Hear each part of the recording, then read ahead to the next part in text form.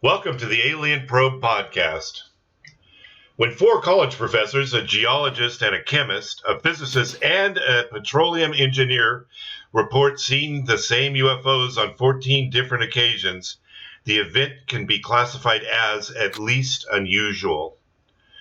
Add the facts that hundreds of other people saw these UFOs and they were photographed, and the story gets even better. Add a few more facts that these UFOs were picked up on radar, and that a few people got a close look at all of them. And the story begins to convince even the most ardent skeptics. Today, again, Dr. Bill joins us. Bill, how's the weather in Florida? How's the weather in Florida? I have to ask. Hot. Is the rain stopped, though, sir? We've been getting the afternoon rains, but it's hot and it's very humid at this point. Yeah. No, typical Florida weather for this time of year. You don't have to worry about your septic system, though, right? It's you can't go crazy. You're not going to be taking long showers and no long. So it's it's almost like water. Talk to certain family members about taking extended showers. Yeah, you want to be a little sort of circumspect. It's gotten a lot better though. Well, that's good. Two of the neighbors I saw recently were getting their septics pumped, and that's one thing that you can do so you can sort of get ahead of it. But it's just the water table's so real high right now, and you don't need to do that. But it's gotten better. It's gotten a lot better. But awesome. It's 13 inches of rain in a month, and then a tropical storm came over and dumped like another 6 or 8 inches in a day. Oh yeah! Whoa! Holy crap! Yeah. So that's what you get. But it's fine. It's the water table's going down. The grass is growing like gangbusters. I need to mow. Get on that tomorrow morning. Get on that riding mower. That's right. Yeah. I mean the grass. I mean the stuff here in Florida. You can practically watch it grow. It grows. Everything grows so fast. It's tropical, sir. You've moved to the tropics. Yeah, it's close. That's what happens when you're tropical. So today we're back to the report on unidentified flying objects by Edward J. Ruppelt, and we're talking about the Lubbock Lights. Yes. So, what did you think about the Lubbock Lights? Thought it was sort of interesting. I'm going to turn this fan on. Let me know if the noise is weird. Can you hear that? Is it hot there? Yeah, it's hot. It's like it's in the 90s outside, and I'm in the back room with the door shut, so it's getting heated up in here. You can definitely hear it. Should I? I can turn it off. I'll suffer. All right, I'm going to turn it off. You're going to die. Turn it off. Yeah, if I suddenly stop talking, you might want to send water. Hear a thump. Send water. I don't have Gabriella's number, so I can't, Oh, yeah, just send water. Send water. Okay. Hey, so I sent you some documents. Did you see the United States Air Force Project Grudge and Blue Book reports 1 through 12, 1951 to 1953, published by NICAP? That was the one you sent me on email, right? Yeah. Have you looked at it yet? No, I did not open those yet. I just looked at it this morning, and on page 3, so it's 12 Project Grudge reports. Project Grudge reports 1 through 4, and then Project Blue Book status report 5 through 12. But the cross references show the report page number and cross references to the Ruppelt book. Oh, no kidding. Yeah. I wish we'd had this before. I looked at it this morning, and I'm like flipping through the beginning of the thing, and I'm going Ruppelt pages. So, yeah, it looks like a great resource. So you can actually cross-reference the Blue Book reports with the Ruppelt book. So this was the number 14? No, that was a different one. That was a different one. Holy crap. This is the number of reports 1 through 12. I sent you a bunch of stuff. I also sent you Strange Effects from UFOs, NICAP special report from 1969. And all these things, I printed them out. We'll get to that one. Yeah, that's 69. I haven't even looked at that. And then I also sent you UFOs, A New Look by Donald Kehoe from 1969. So I've been reading the what's that? Just been reading like crazy, huh? Well, I've been reading Firestorm by Edrupelt, which is the biography of what's his name, James McDonald, who was a atmospheric physicist that started investigating UFOs. And they reference this stuff. So I looked it up, and you can hunt around, you can find this stuff online. But yeah, it's a great, interesting resources.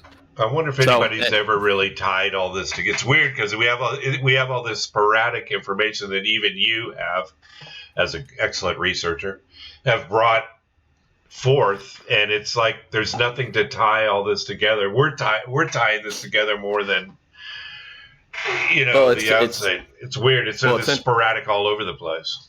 Yeah. Well, it's interesting because it's like CUFOS. What does that mean? What is the CUFO? Center for UFO Studies, and they've renamed it after J. Allen Hynek had died to the J. Allen Hynek Center for UFO Studies. What's the difference between CUFO and MUFON? MUFON is a mutual UFO network. It's a different organization. Yeah, I'm a card-carrying member, but I mean, what's the difference? What's the difference? Well, CUFOS was set up as, I don't know what. I mean, it was set up by Hynek. Okay. And MUFON was set up by other people. And the thing about CUFOS is Hynek, and they actually were trying to. He was working with Hynek was working with this guy named the hell was his name? William something. I have his obituary here somewhere. All these people are dead. Oh, that's nice. Yeah, because and he was working with this guy that was actually in Florida. That was he's a PhD in something, and he was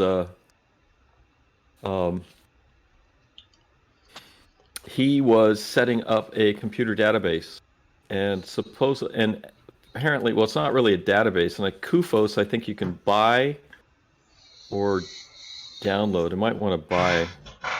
I might have to buy it, but you can get a database with all these, basically it's a spreadsheet, massive spreadsheet with all this UFO stuff. So, and MUFON actually has online databases that you can sort it, but nobody's talking about, no, I don't think anybody's tried to do, if they have, I haven't heard anything about it at this point, do any in-depth analysis. And Hynek was talking about doing that in the 60s using computers. And then the new report that just came out that was given to Congress was saying using computers and AI to look for patterns in the UFO sightings. So, yeah, who knows? Well, people have been talking about computerizing and doing something with this data for 50 years. Yeah, I mean, they continue today. Well, we won't beat a dead horse because we talked about that all last time. Yeah, how we can't figure out what the stuff is with all this technology. But really, I mean, the aliens are here, right? I mean, this is just all this. We happen to see UFOs. They're here. They're talking to the government. Well, yeah. Well, I don't know if they're they're here.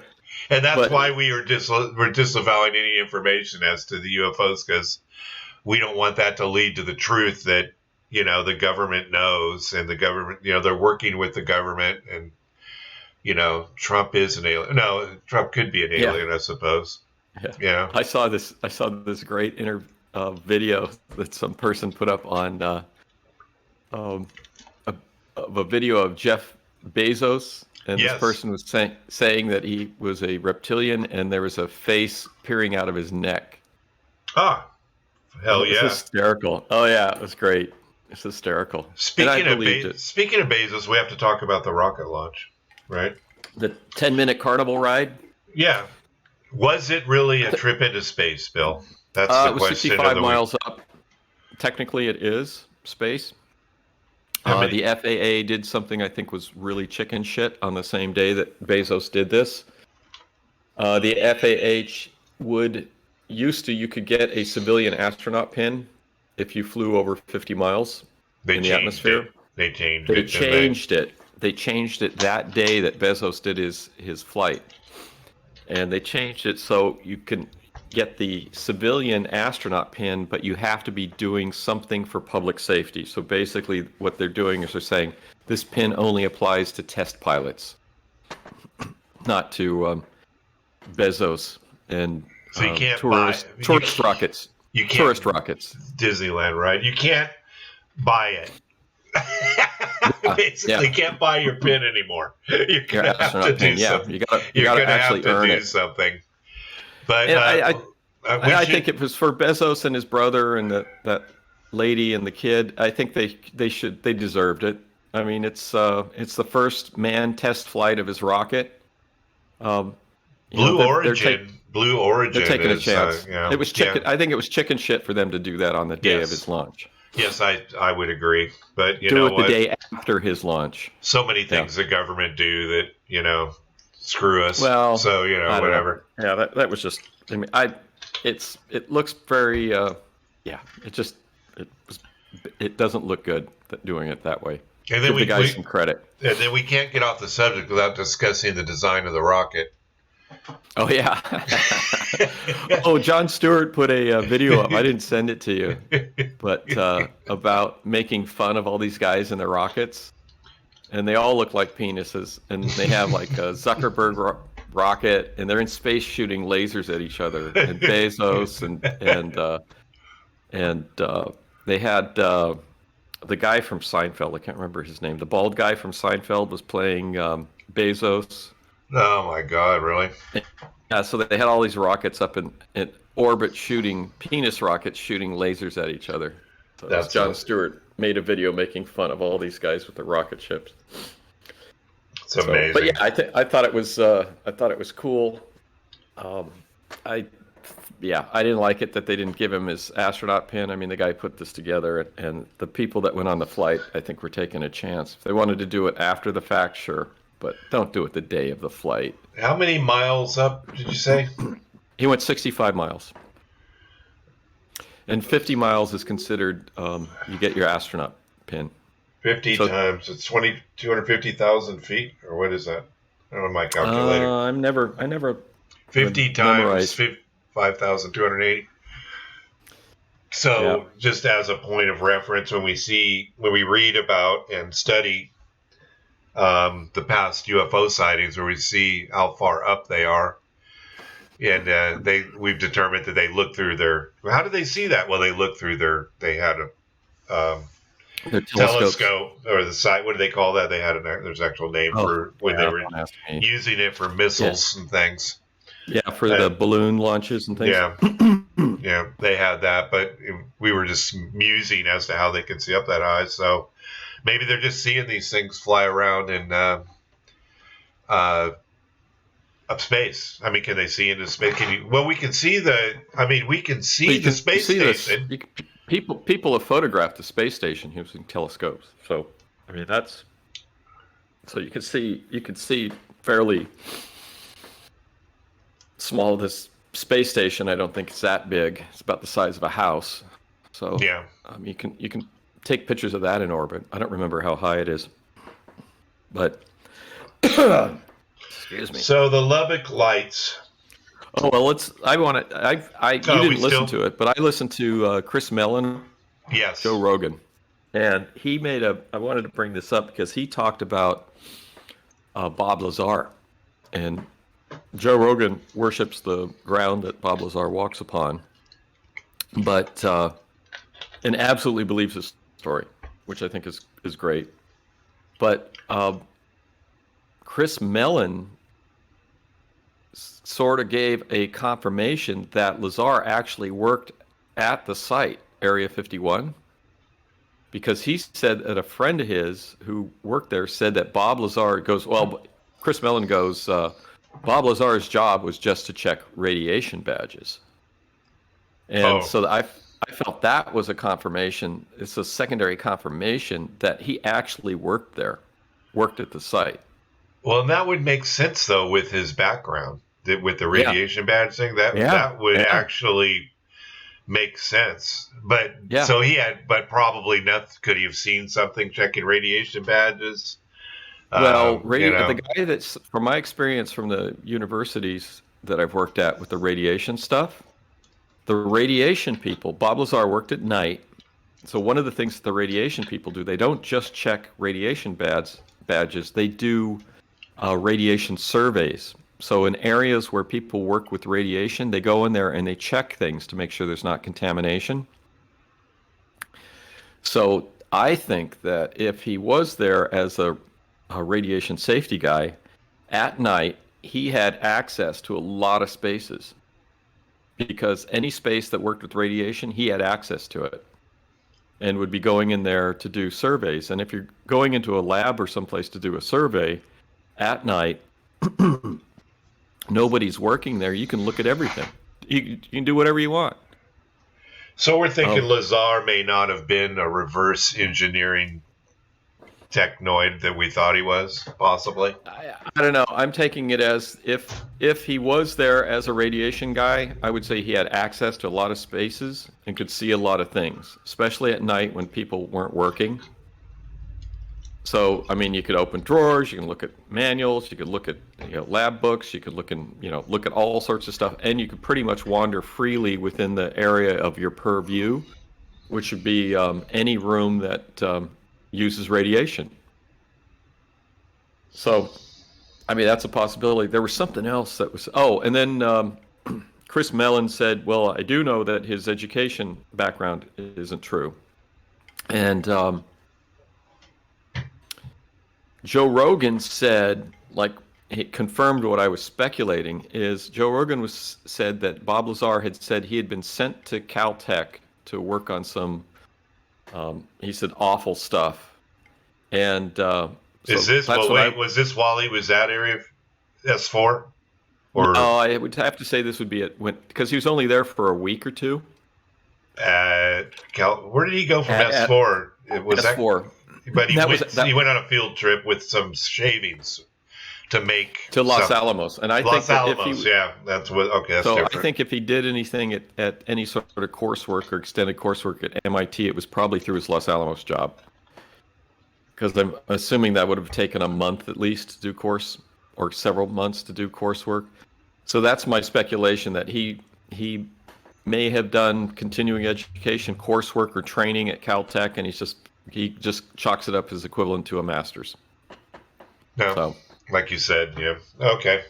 Yeah. So, I mean, it was a confirmation of that. So Chris Mellon provided a confirmation that Bob Lazar actually worked at Area 51. Mellon's the ex-fighter pilot, right? No, he's the rich dude, Carnegie Mellon. Oh, really? That is involved in, he was the Undersecretary of Defense or something that leaked the UFO videos from the Pentagon. Oh, I tried to find that episode, and then May 5th. It's May 5th? Oh, well, that's easy to remember. Yeah. Cinco de Mayo. Yeah. Yeah. So it's there. I listened to it on and off over a couple days. It's 3 hours. Yeah. It's 3 hours. Well, yeah, they all are. I mean, I got stuck on. Have you seen? Oh God, can't think of the movie now. Hollywood. The latest. What's it about? The Sharon Tate murders, but it's alternate reality. Oh, yeah, the Once Upon a Time in Hollywood. Once Upon a Time in America, or something. In Hollywood, and then by what's his name? Yeah, well, what's his name is what I'm going to say, because I saw that interview and went, oh, I'd like to listen to that. So I got shiny object syndrome. So I started listening to that. Yeah. Ooh, and Once Upon a Time in Hollywood, and it's kind of like, it was kind of interesting. Yeah, but again, it's the interview with I can't remember his name. It's tough getting old, isn't it? Yeah. Well, I mean, I can name a bunch of his movies, but I can't remember his name. Want to say starts with a P. Anyway, everybody knows who we're talking about. So it doesn't matter. It starts with a P. Yeah. We have all this technology and we can't figure it out. Huh? I could look it up, but I'm not touching my computer. Don't touch yours either. Once Upon a Time in Hollywood. But so, how did you like the movie? We're going to do a movie review here. Quentin Tarantino. Yeah, that's got a P in it somewhere. How did you like that movie? We're going to do a movie review here real quick on Alien Pro Podcast. What did you think about it?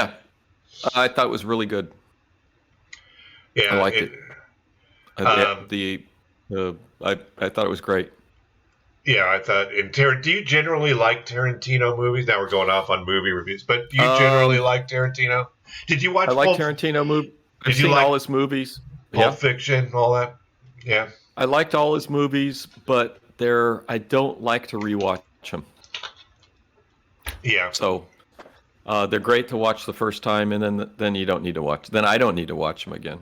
So, but they're definitely worth watching. We saw it at the theater, and then we bought the DVD. For Once Upon a Time in Hollywood. Yeah, we bought that. Yeah. I bought a 4K UHD, ultra high, whatever, and cool. Nice. we bought it and got to check it out in the game room, and then it disappeared, and then one of the kids I think borrowed it. Yeah. We accused the favorite son, as Robert would call him, of taking. Yeah, that's how we're gonna reference this kid. Don't mention his name. The middle favorite son who doesn't do podcasts. Yes.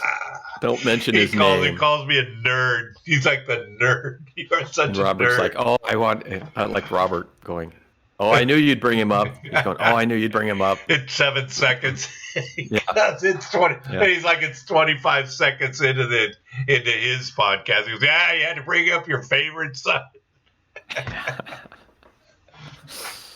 But don't mention his name. Yeah. It's probably too soon to mention Robert's movie. Our executive producer had a really good adventure in moving. We're gonna have to wait a couple episodes to mention that. He did a podcast. So out there, if you guys are listening, Armageddon Dance Party with Robert Anthony, and I don't know which episode, but check out. Yeah, I can't remember what the name of it is, but find it, and it talks about his adventure in his move from Seattle to Austin. SeaTac. To Austin, which Austin. He loves Austin. I can't wait to go visit. That sounds like a cool place. Austin's exploding. It's well, you have your brother Kevin and your son is out there. Yeah. Now my brother Kevin is out there. Yes. So not your other brother Kevin. My other is Modesto. I got Modesto and I got the other one in Texas. Brother Kevin and the other brother Kevin. Yeah, two brothers. So, anyway, it's that adventure and move is worth a listen to. So we'll give you guys a week or two to find that, and definitely you have to. It's on YouTube. You can find it on YouTube. Armageddon Dance Party with Robert Anthony, and Robert also does. He's a budding stand-up comedian, so we're trying to also. He's been into Kill Tony, but he hasn't been on stage yet. So we keep watching for Robert, and Robert's pretty good, I think. So he's working his craft, I think, down there in Austin. His joke about you was pretty good that I saw. Yeah, his joke about me was good and accurate. So that's one of his favorite jokes. So you'll be hearing about Dad's lack of technical skills in a joke. Yeah. And as we just experienced. As we experienced, yeah. We spent an hour screwing with computer crap. Flip this switch. Nothing works now. Touch it. It worked out well. Here, try this. I have yet to get a technical. I need a producer in here to work all the. He lives in another state. He lives in another state and tells me to Google it, just like you were doing when everything failed. Well. Do this, really well. That doesn't have that. That doesn't have that on there. Yeah, that worked. Well, that worked out. So Lubbock, Oh man, are we ready for Lubbock? lights. Or are we Yeah, back let me to get Chris my. Mullen? I have something here. Let me get my Did you have glasses something on. to? I gotta put my glasses on so I can see. Yeah, mine are affixed to my head permanently. I'm back, and I can see, and I can find my notes. If I had notes. I think I. So yeah, this is. You were asking me how my week was. Yeah. I was digging through. My desk was nice and clean and didn't have anything on it, and now it's like filling up with papers and books on UFO crap. And I'm like digging through it, and I've like found bills that I hadn't paid. You see, you're like a druggie, Yeah. UFO druggie. Yeah, so I'm I guess like, I should pay the bills. I was looking for something, and I'm moving stuff around. And I'm like, what is this? And I'm looking at it, and I go, this is a bill that I didn't pay. So it was a couple days. Yeah, it was a couple days late. So I'm just like, holy crap! It's just I got buried in my desk. So yeah. Hey, so the Lubbock Lights. Do you want to start saying something, or should I start? Go ahead. Go ahead. Well, I wanted to back up a little bit. I wanted to say Project Grudge was. I've also been reading Firestorm by Edrupelt, which is a biography of James E. McDonald, who is an atmospheric physicist that was very involved in the UFO stuff and NICAP in the 60s, which, as I think we just talked about, all this massive stack of paper that I was able to find online with these different reports put out by NICAP in the 60s. But Project Grudge had a guy called Lieutenant Cummings, and he was running Project Grudge, and apparently Lieutenant Cummings was very good. And later, Ruppelt took over Project Grudge, which they renamed to Project Blue Book. Right. So, and we're approaching that sort of transition period. But one of the things that, when I've been reading this biography, I've also read about, hell is it? Oh, it's up here. Tucker came in. So there was Cummings, who did Grudge, and then there was Ruppelt, who wrote this book that we're talking about. And then there was this guy named Tucker, which I'm going to grab his book. You just ordered a copy. Yes. And it's up here if I don't trash everything. I gotta. I've actually reached the point. Is it like a UFO library there, Bill? Yeah, and it's gotten so bad that I've reached the point where I have to do a bibliography of all the books. What's your wife think about all this? She thinks it's cool. She thinks it's all right. She thinks it's really? Cool. Yeah. Well, you got a break. Can she come on? Can we talk to her? I know. No. Why not? She's not here. She's top secret. She's not here. She's not here. Well, not today. Can we talk? Does she want to come on? Let's talk to her. See what she says. No. Secret. It's a secret. No, she seems fine with it. But she doesn't think you're losing your mind? No. I mean, she thinks, I don't know what, she thinks it's all right. She's not thinking it's anything. I think she thinks the same thing my wife does. Yeah, if it'll keep him busy and out of trouble. I don't know. I think she's pretty open-minded, and I think it's just what it is. I don't know. Does she look into the skies more these days? Or no, I seriously doubt that. So, but anyway, so this guy after Ruppelt was Lieutenant Colonel Lawrence J. Tacker, who wrote an authorized book called Flying Saucers and the U.S. Air Force, which we should talk about, the official Air Force story, which is absolutely, positively saying that flying saucers do not exist. Of course. Of course they're going to say awesome. That. They've been saying that. At least today. Saying it for 70 years. They're not saying today, even today, that they exist. They're saying that there's something there. They don't know what it is. Yeah, I mean, it's the same thing. I was just. Well, that's what else. What else can they say? They don't know anything. Yeah. Well, I think this book by Tacker was written to counter Ruppelt's book, to counter the report on unidentified flying saucers. And I actually sent you the that paragraph that's in it about Ruppelt, where he's saying, here, let me look it up. So this one, where is it? Ruppelt. How do you spell Ruppelt? How do you spell? Ruppelt. Where is it? Report on it. Oh, yeah, here it is, 77. They don't have it under Ruppelt. They have it under report. No. And they said another interesting and recent development is that Captain Ed Ruppelt, author of the report on unidentified flying objects, and an analyst. Somebody's been marking this book up. They marked this paragraph. Quit writing that book. This is an old library book. It's beat to hell. But somebody had marked this paragraph. And an analyst for the Air Force's Project Blue Book, who associated with many astronomers and astrophysicists, recently revised his book by adding 3 chapters.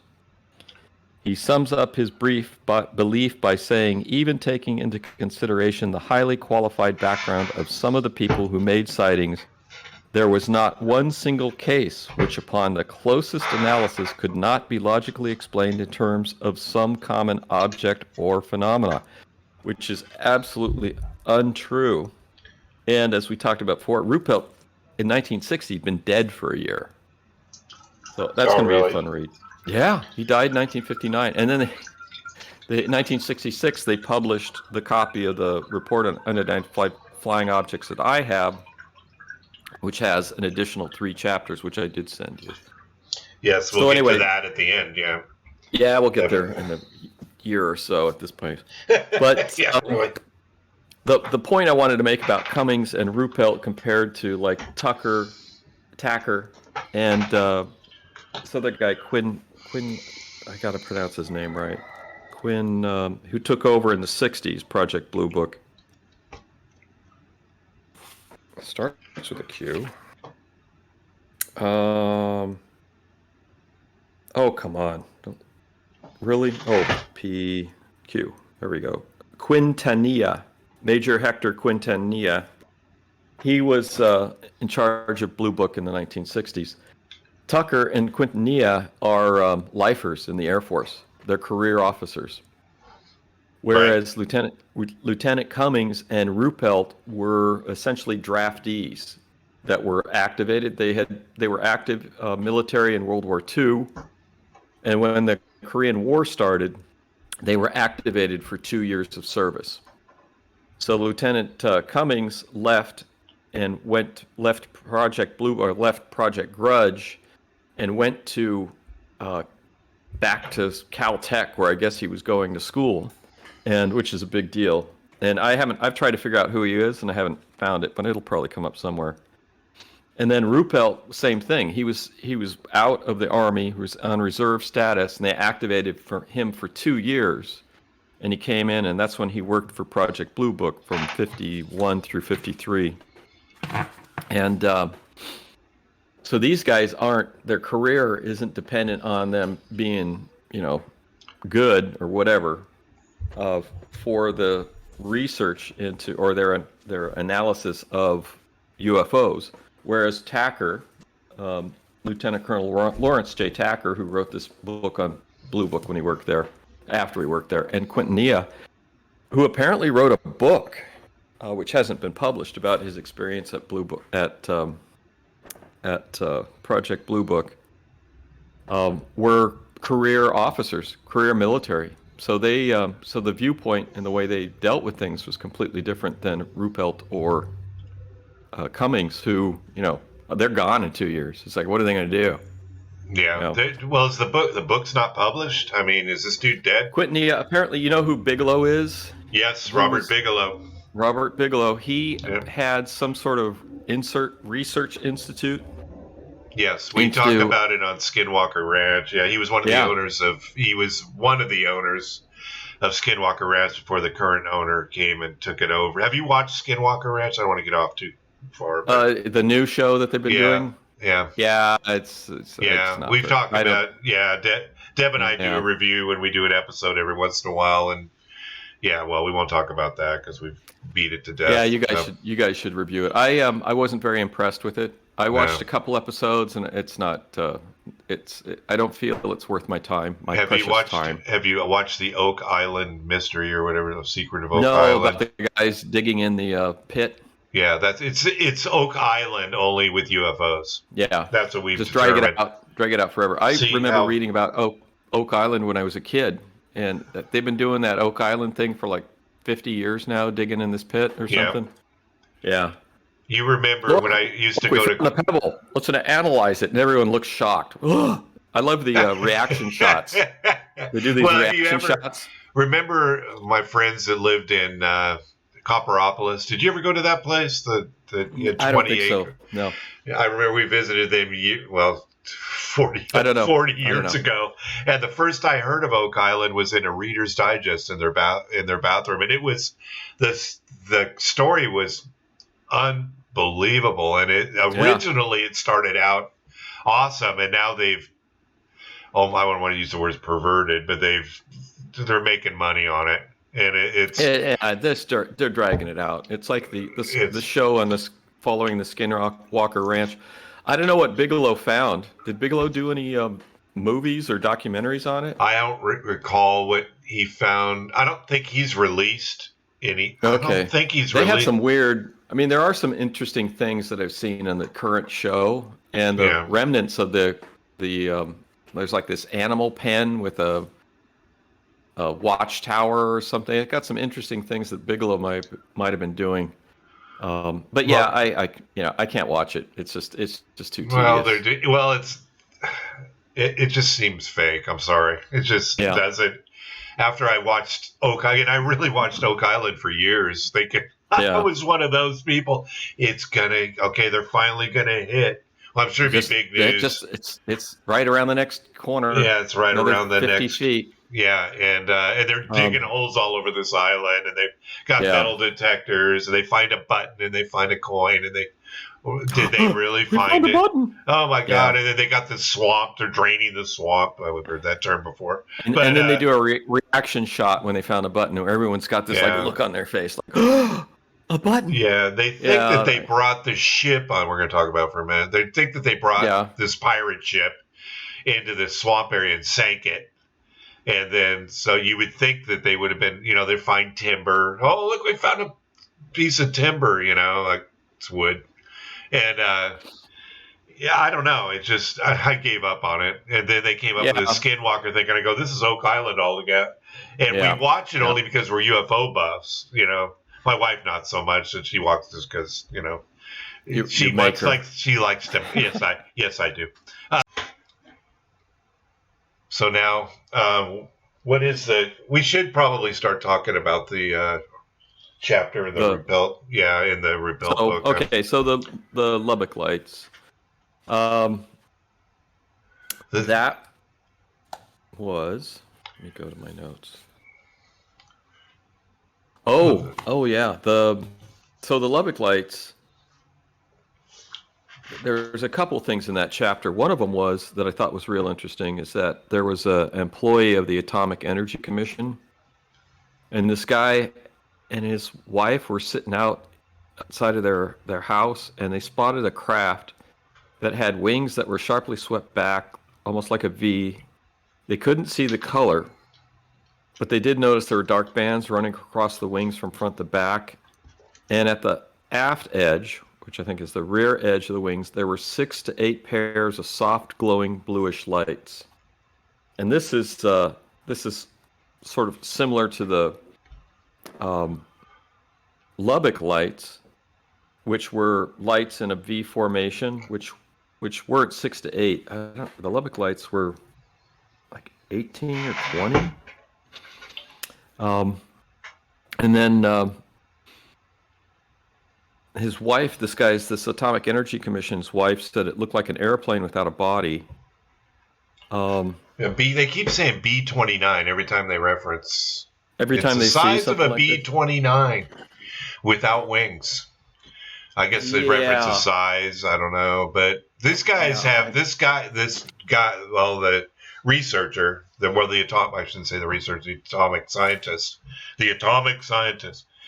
He had a Q security clearance, which means that he's not a nut. Oh yeah. So yeah, definitely. I mean, he and his wife see these things. It's interesting because they come over 5 times. Well, I don't know, was it couple times a day or 5 times a week, or however it is, and so they're looking at this thing, and then he's got his pals out there, and they come out, and he's got friends, and they're trying to use his friends that are also scientists, and they're these were the professors from Texas Technical College that saw the Lubbock Lights. So they all saw it, and it's like, so they're seeing it a few times a week, however often they see it, which was quite often. And are they not reporting? I guess they were not reporting it to anybody in Grudge at that time, didn't want to hear about it anyway, probably. But looking at it there, I'm also looking at the. Let's take a look at I'm looking at the Life magazine that talked about it. 30 luminous beads arranged in a crescent shape. Oh, there was that kid that managed to take pictures of this. Yeah, and he had F-35 or Kodak 35 or something like that. I don't know what that is. Yeah, they think they have it pretty detailed. Kodak 35 millimeter camera. They give the lens. He managed to get 5 exposures. 18-year-old Carl Hart Jr. And then the professors of Texas Tech were Dr. Oberg, Professor Ducker, Dr. Robinson. So they saw lots of witnesses. Lots of witnesses. Observations have been too numerous and too similar to be doubted. The Air Force, after closest examination, had found nothing fraudulent about Hart's pictures. The lights are too bright to be reflections, and therefore bodies containing sources of lights. Oh, so they say the lights have to be emitted from whatever's flying. Right. Since Professors Ducker, Oberg, and Robinson cannot measure the size, they give some estimates. Who knows what that means? Estimates are always hinky. And they couldn't hear any sound. And I am going to go into Project Grudge and Blue Book reports and see what this says. Since I just looked at this morning. I mean, they were W.L. Robinson, Professor of Geology, A.J. Oberg, Professor of Chemical Engineering, Professor W.L. Ducker, Head of Petroleum Engineering, Professor, there's Dr. George, Professor of Physics. I mean, these guys are wheels, and it's interesting that they. But who did they report this? I mean, did they not? Only after the fact was it reported. Well, I think it got, since there were so many. It was in the newspaper, and I'm looking at the. Carl Hart Jr. is the amateur photographer who had his Kodak 35. Said it. Are you a photographer? F3.5. That's a f-stop or something, right? Lubbock, Texas. Okay. I'm looking at the Project Grudge unclassified report. 25th August 1951. Evening August 25, 51 at 9:10 Central Time.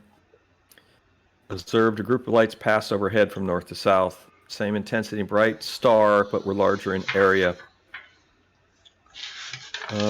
Besides the following, observed the incident. Professor of Astronomy consulted. Did not observe any of these flights. Undertook a study. These guys decided to study the problem, to try and study it and do measurements. And they were running around and had, I think, sort of average. They weren't their results weren't very, very good. I mean, they were trying to get angles. They were running around. I know one of the things, like going to locations, but then people could see and other people couldn't see. They place angular measure devices at the end of the baseline. They failed because the objects did not appear on the night the observers were waiting for them. No sound, north to south in the majority of the flights. 2 or 3 flights per evening. So this went on for several evenings. And nobody they're we're just going to wait for them to fly over. We don't tell anybody. I mean, if they were that fantastic. I think it was I think it got in the newspaper. I don't know how Blue Book. Somebody must have called the Air Force because we're still in Grudge, right? We're not Blue Book land yet, right? Yeah, no, this is still Project Grudge. This is in the Project Grudge report number 1-2, which I'm looking at. What about the Texan who said it was plovers? Plovers. The ducks. Yeah. Well, this is so the book's sort of the Ruppelt's book on the Lubbock Lights sort of just leaves it there, and then he also says at the very end, I think it's on page end of the chapter. Yeah. So he goes. Well, we have to talk about the duck. We have to talk about the ducks before you. I'm doing that. So he goes. Right. He talks about that, but this is what he says. This is what Ruppelt says. It's very unfortunate that I can't divulge exactly the way the answer was found, but it's an interesting story. How a scientist set a complete instrument station to track down the lights and how to spend several months testing the theory until he hit upon the answer. The story would lead to his identity. In exchange for the story, I promised the man complete anonymity. But he fully convinced me that he had the answer, and after having heard hundreds of explanations, I don't convince easily. The lights that the professor saw, the backbone of Lubbock Light series, have been positively identified as a very commonplace and easily explainable natural phenomena. And he reveals that in the last chapters. But I saw that. But what was it? I'll tell you in a minute. You have to wait. Did you find out from the other source what it was? Because it's not in the book. It's in his book. It's in his book at the last 3 chapters. You have those. But I'm looking at.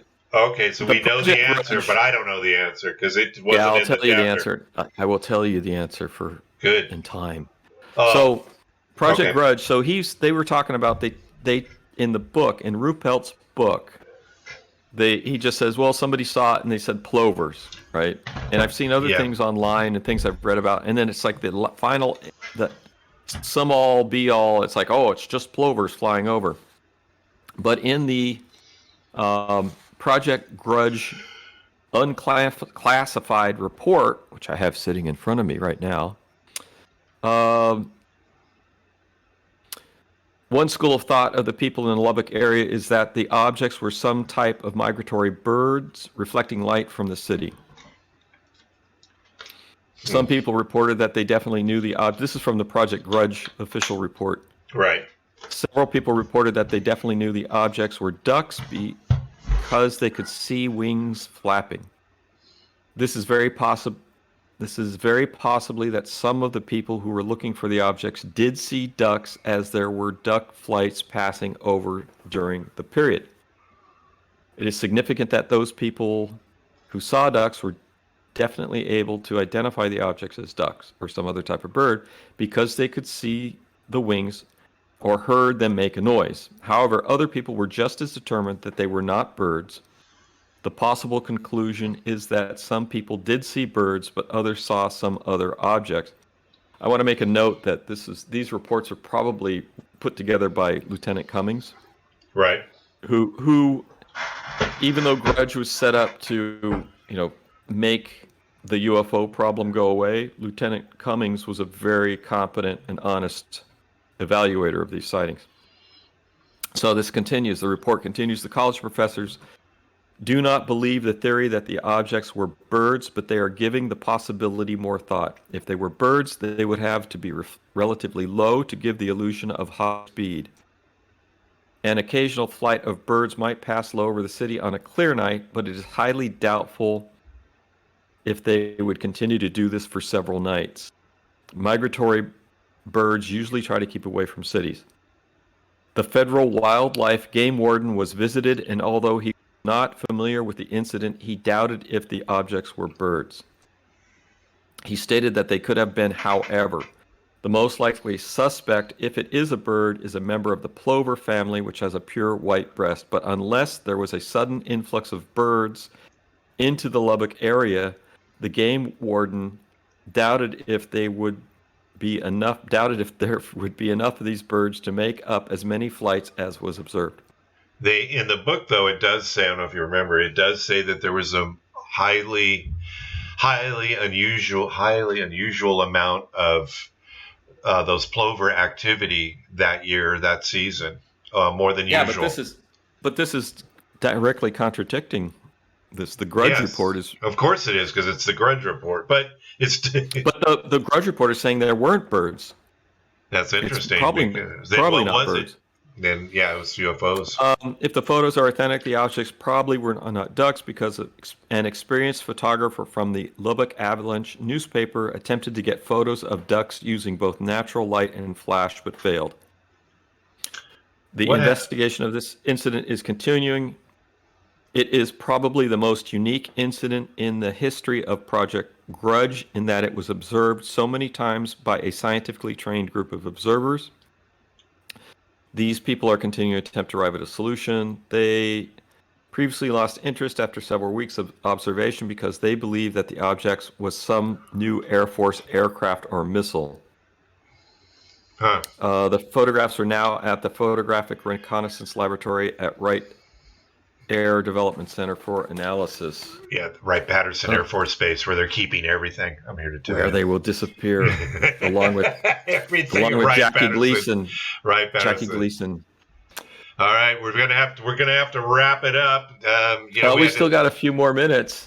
We're still not at an hour. Where are we at? 13. I'm at 56 minutes minus. We had a brief interruption of 3 minutes. Give you we're 4 about minutes 50 to talk minutes. about Jackie Gleason's house. All right. Oh, anyway, let me finish up Lubbock Lights. All right. So the Grudge report says it's indeterminate. The Rupert's book report says it was plovers. In the end of the Rupert book, he says that this scientist that was doing analysis says it was moths. Oh, wow. Moths? Which is, moths, moths flying in formation. And I can't believe that is a decent answer, and I don't know why the guy wouldn't publish it if he did see it. Yeah, it's... So I think it's a bullshit answer. So I don't know if what this guy saw and identified. I don't know if the debunking chapters that were added to Ruppelt's book they threw that in just to make it more ridiculous. I don't know. Anyway, so Jackie Gleason and Richard Nixon. Let's go. Let's go. Yeah. We'll save there's a little bit. There's a lot to this story. Let's go ahead and save it for the next one. Do I do the next one? Yeah, let's do it on the next one. Let's go ahead and wrap this one up. All right. So what did we decide, real quick? What did we decide about Lubbock? We don't know. I would definitely say Lubbock is I don't know. I don't believe I think the Grudge report looks like they looked seriously into the plover thing and said it wasn't plovers. Ruppelt says some scientist discovered what it was, and then later in the added chapters, the weirdly added chapters to his book after he was dead, says it was moths. I don't know. I don't think flights of moths is a good answer, but since it happened frequently over a long period of time, it's quite possible that it's some sort of wildlife thing. But I would definitely I'd put it as unknown. What is intriguing is what this Atomic Energy Commission guy spotted. That's fascinating, and that's similar to the Phoenix lights that people were seeing years later. Yeah, I think those scientists would have been able to figure out if they were birds. I'm just saying. I don't think the birds. I think the birds is a BS answer. Yeah. The moths. I'd have to. I mean, this is something that I don't know why the guy wouldn't go out public with the moth thing. So I think the moth thing is the BS answer. Yeah. So I would definitely put it as an unknown. Okay. Yeah. All right then. Thank you, Dr. Bill, for joining us on another episode of the Alien Probe Podcast. Thanks for listening. We welcome all questions or comments to alienprobepodcast@gmail.com. Visit us on Facebook at alienprobe.net, Twitter at alienprobepod. See us on YouTube recently. We've got all our episodes up there. Go ahead and check that out. We're not on video yet, but we're still up there. So check us out. Thanks to our senior producer, Robert Anthony. Thanks again, Bill. Appreciate it. All right. See ya.